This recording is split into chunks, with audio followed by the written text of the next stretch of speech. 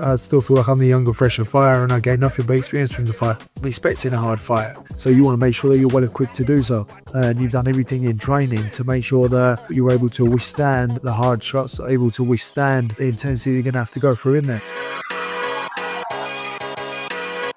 I've got my family next door, little kiss and a cuddle, and then I've got my team in my annex, which is strictly busy. Like, we're really separated. I've got my own gym here, I've got my own hyperbaric, infrared bed, sauna outside, all my recovery. My chef lives 2 minutes up the road. I fly my coaches in. That's all money. But I want the best. I want to give myself every best opportunity I can in order to be victorious or give people the fight of the century. Where's the actual work start? Me and him are very different in that terms. I mean, see me with Tony, I'll see my career through with Tony. There's that bond of relationship there. Like, you know, every time you lose a fight and a hard fight, you don't just switch coaches. In my opinion, for me, you got me to the level where I'm at now. My team are my team. Do you know what I mean? Through and through. Same people. I ain't got nobody different around me. All the same people. Everyone's saying I'm out of my depth here, I'm going to get knocked out. Am I delusional or are they right? What am I missing? Because I'm looking at him going, yeah, I fancy my challenges. I'm a fighter. So I don't look at him as no threat. It takes two to tango. And I appreciate him for bringing that fight out in me. I mean, it feels like everything's just written. It stars. I think the power of speaking things into the universe is real. Yeah, I can't lose to him again. It's hard, but it's not my main fuel. I mean, it's all gang to it. Whereas then you got me on the other hand, flip side, which is very emotional, very intense. Conor, this is my life. I'm based my pride and confidence on my level of hard work.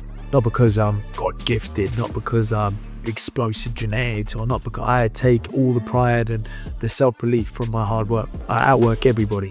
With modern day gladiators, I don't respect nobody who goes in there and just wants to nick it on points. I want to win in a spectacular fashion or go out giving it everything I got. Maybe you can't afford to switch off. Do you know what I mean? That's why we're getting mentally prepared. It's hard, like you said, it's harder in here than it is in the ring. But then Thursday, 12 steps, killer. By the end of the week, you just like, I got them tomorrow. You were like dreaming, weren't you? I skipped the sprints. He's getting out dreaming. He was dreaming about me running. I skipped the sprints, but I got them tomorrow. Yeah. Heartbreak. Chris, he's hitting hard. He hit me today. I nearly went to sleep. Don't be getting, listen, he's gonna. I knew it. I thought I seen something. Nah, listen, honestly, it's 15th of November, it's on. So be ready. My boy's ready. Listen to him, bro. Listen to him. That's right. Come on. Easy work. Conor Benn has just started his final prep for the upcoming rematch against Chris Eubank Jr. However, Frank Smith said Conor Benn will approach the rematch with more control and maturity, noting he's grown through experience and now handles pressure better. But I think going into this fight, Conor, like you say, much more calm, relaxed. He's been here. He's done it. He's been in in that environment now. But at the same time, Chris is going to come better. You've seen it, you know, again, on his camp. You've seen the posts he's been putting up. So you're going to see a better version of both of them. It's like, but how much did the last fight take out of Chris? How much did the last fight? Conor's much younger than Chris. You know, you can play it every which way. But I think that the fact that Conor is now much more composed is going to be much better for him in the fight. Moreover, Eddie Hearn mentioned, Benn looks stronger and more complete at 160 pounds, pointing out his thicker build and improved power. Like up now at 160, he just looks thicker. You know, he's got, his waist looks bigger, his legs look bigger, his trunk looks bigger. And I was just really impressed with, I've got to say, not met many people in boxing that work as hard as Conor Benn. Phenomenal athlete, incredible work ethic. But just a smartness about his work and a maturity about his work. And I've always felt that he can beat Eubank, but I left that gym feeling really, really confident that he beats Eubank. And listen, Eubank was surprised in that first fight. There was no doubt about it. He got the shock of his life. And he will be working very hard with Bomac and the team. And I expect a better Chris Eubank. But Conor was poor last time. He knows that. Tony knows that. Like, he can be so much better than that. And I really believe he's going to get this performance right. I really believe he's going to win the fight. Jamie Moore highlighted Eubank Jr.'s age, wear from long years in boxing, and the difficulty of cutting weight as major concerns. The big points for me, Eubank's age, miles on the clock, making weight. There's a lot of questions there in the context of, but I'm talking from experience here now. When you get to that stage of your career, I actually never got to that stage in terms of that level where Eubank's been, but I mean like miles on the clock.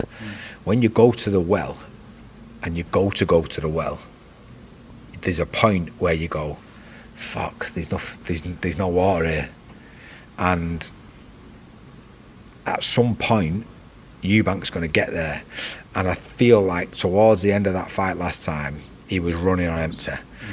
And in all honesty, Conor Benn really started to go through the gears at the end. And fair play, Eubank clung on and he did enough and he won the fight fair and square. But at some point, where's he going to go?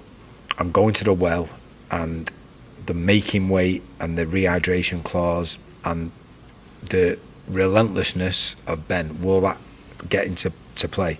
Because he might get to round 4 and 5 and it starts getting tough and he goes, what the fuck am I doing here again under these circumstances?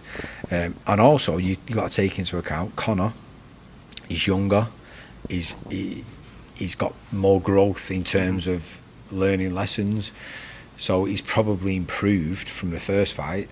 So then you've got to be thinking, if he has improved, that's probably enough. If you sort of get the balance right of Conor's improved from the first fight and learnt the lessons, and as it took a lot out of Eubank, then for me it brings it back to level playing field again. So it remains to be seen, but it's a hell of a fight. Tim Bradley believes Ben can stop Eubank if he fights smarter, advising him to move sideways, stay composed, and land clean punches down the middle instead of retreating straight back. Conor Benn can knock him out. Conor Benn can knock him out in the rematch. Oh, yeah. Couple things he got to do, though. You know, boxing one-on-one, man, when you're fighting a taller guy, you never want to step back in straight lines. You want to exit the sides. He stepped back in straight lines. He allowed Eubank to extend with those long arms, so he's getting caught on the end of his shots a lot of the times. Another thing, early on, got too reckless.